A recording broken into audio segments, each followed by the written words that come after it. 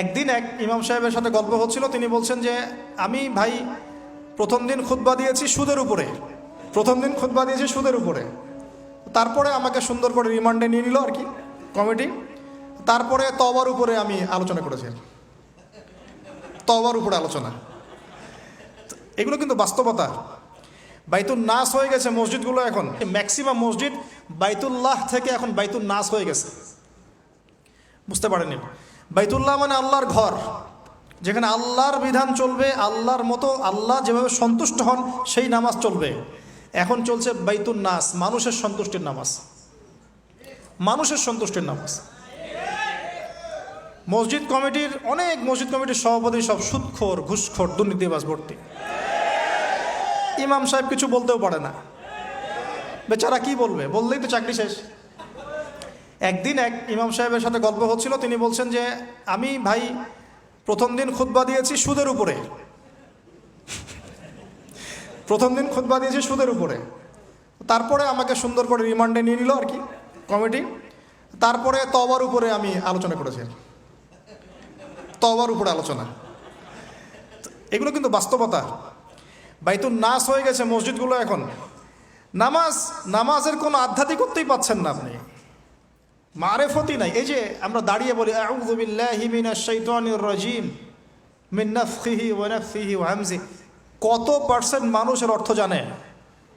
আমরা বলি বিসমিল্লাহির রহমানির রহিম, এই বিসমিল্লাহির রহমানির রহিম মানে বিসমিল্লাহ, খালি এতটুকু সিনটা শোনা যায়, বাকি আর কিছু শোনা যায় না।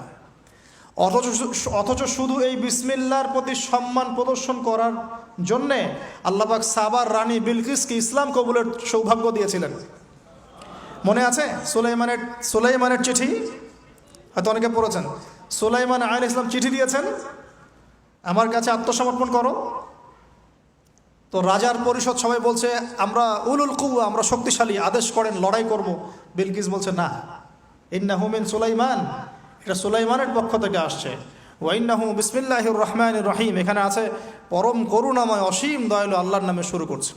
এই বিসমিল্লাহর প্রতি সম্মান প্রদর্শনের ওসিলায় আল্লাহ রাব্বুল আলামিন এই সাবার রানী বিলকিসকে এই ইসলাম কবুলের সৌভাগ্য দিয়ে দিয়েছেন। আলহামদুলিল্লাহ। বিসমিল্লাহ ঠিক নাই তেলাওয়াতে, কোরআন তেলাওয়াত ঠিক নাই নামাজের মধ্যে। এক একটা হরফের উচ্চারণ কোথায় কি হচ্ছে কি বুঝতেই পারছি না আমরা। হ্যাঁ, আলহামদুলিল্লাহ রাব্বিল আলামিন কি পড়লো আল্লাহ ভালো জানে। এটা কি মন্ত্র নাকি?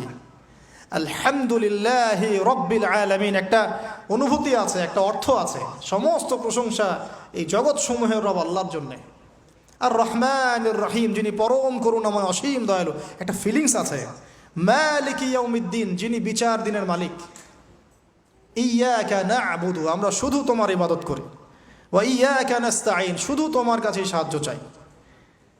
একসাথে বলি আমরা নামাজে ইহদিনাস সিরাতাল মুস্তাকিম, আল্লাহ আমাদেরকে সোজা সরল পথ দেখাও। কোথায় ফিলিংস? সিরাতাল্লাযীনা আন'আমতা আলাইহিম, এই যে এক্সট্রাঅর্ডিনারি মানুষদের পথ দেখাও আমাদেরকে, যাদের প্রতি আপনি অনুগ্রহ করেছেন। গায়রিল মাগদুবি আলাইহিম, ওই মাগদুবদের পথ চাই না। কুল হুয়াল্লাহু আহাদ, এটা কি সব একসাথে মিলে একটা শব্দ?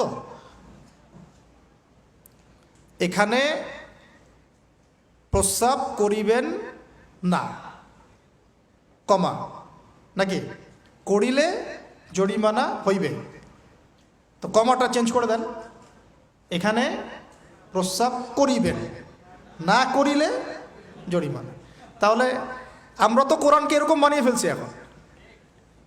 কুল আল্লাহু আহাদ মানে কি? আমি এগুলো নিয়ে বললে অনেক সময় চলে যাবে। আপনার কি হাতে সময় আছে? আচ্ছা, তো দেখেন, আমি নামাজ নাই ভাই, মসজিদে অ্যাপ্রোপ্রিয়েট নামাজ নাই। সব মসজিদের কথা বলছি না, ইল্লা মাশাআল্লাহ। অনেক মসজিদ এখন বাইতুল নাস হয়ে গেছে, মানুষের বাইত, আল্লাহর ঘর নাই, সূরা ঠিক নাই। এরপরে এই যে রুকু করলাম, রুকুতে গিয়ে একটা বার সুবহানা রাব্বিয়াল আযীম বলারই সময় পাওয়া যাচ্ছে না।